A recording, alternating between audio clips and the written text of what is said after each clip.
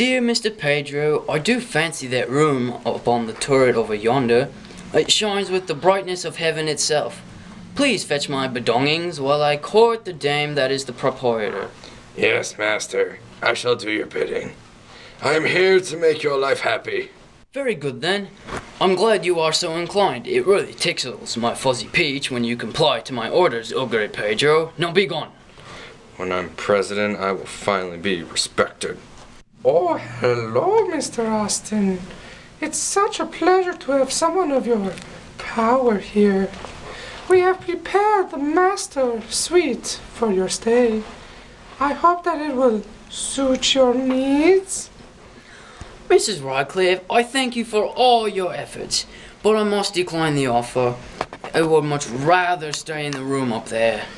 The room? Up there? In the turret? Oh!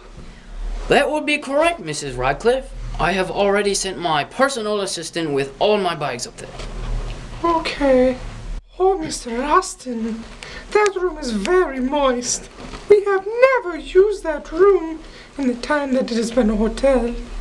The whole side of the chateau has been locked, but if you must have it, I will prepare it. I will be grateful for that, Mrs. Radcliffe. Please send my assistant when you are finished. I shall be waiting in the living room.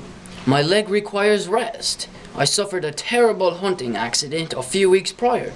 This injury has caused me to never hunt with the man called Dick Cheney. Mr. Austin, sir, your room is ready for you. I have prepared your belongings for you. I even set up your collection of action figures. They have all been dusted and are waiting for your inspection, my general.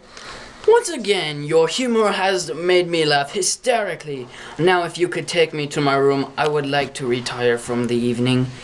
Now, escort me to my room. I'm glad my humor has been appreciated. Right this way. My goodness, Mr. Pedro, this room up here seems to have not been inhabited for some time now.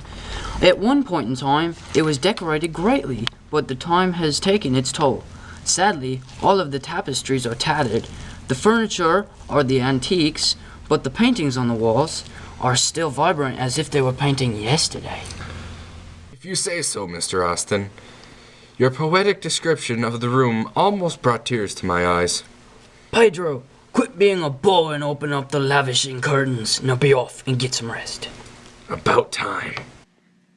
Why am I not sleeping? Pedro! Oh, I will let the boy rest for you now. These curtains hanging around my bed are making me claustrophobic.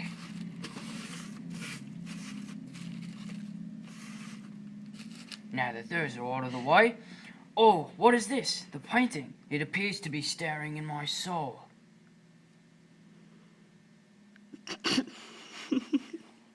This lady is beautiful. She has hair that flows and a face that cannot be forgotten. I am deeply touched by the quality of this work. Oh, but the words below, it must tell a story of an artist. She was a maiden of rarest beauty, not more lovely than full of glee, and evil was the hour when she saw and loved and wedded the painter.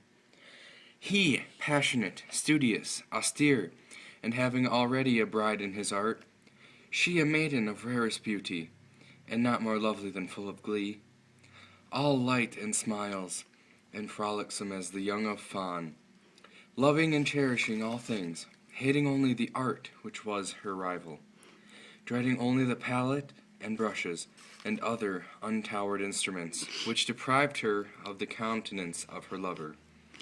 It was thus a terrible thing for this lady to hear the painter speak of his desire to portray even his young bride. But she was humble and obedient, and sat meekly for many weeks in the dark, high turret chamber where the light dripped upon the pale canvas only from overhead.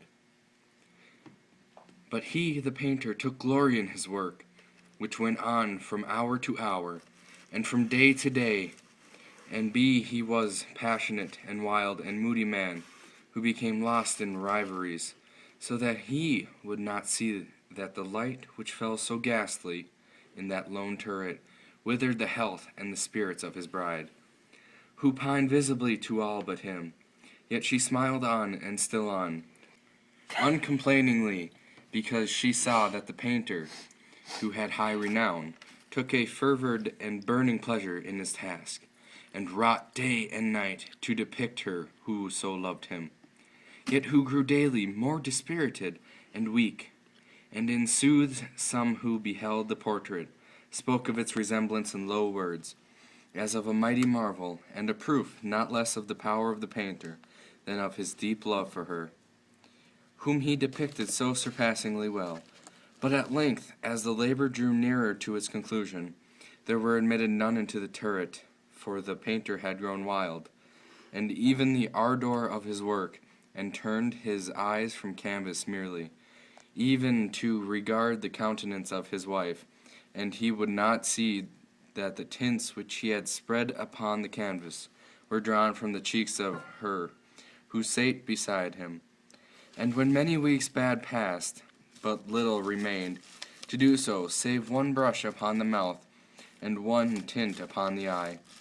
Even the spirit of the lady again flickered up, as the flame within the socket of the lamp, and then the brush was given, and then the tint was placed, and for one moment the painter stood entranced before the work which he had wrought, but in the next, while he yet gazed, he grew tremulous and very pallid, and aghast, and crying with a loud voice, "This is indeed life itself," turned suddenly to regard his beloved.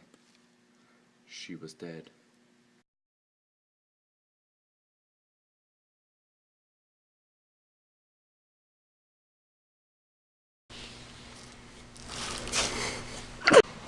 When you comply to my order... Oh, fuck. You were supposed to That was me. If you say so, Mr. Austin, you brought tears to my eyes with your description of the room. That was bad. Dear Mr. Pedro, I do fancy that room upon the turret over yonder. It shines with the brightness of heaven itself.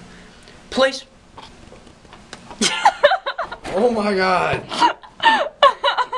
Dear... Cody! If you say so, Mr. Austin, your poetic description of the room almost brought tears to my eyes. About time.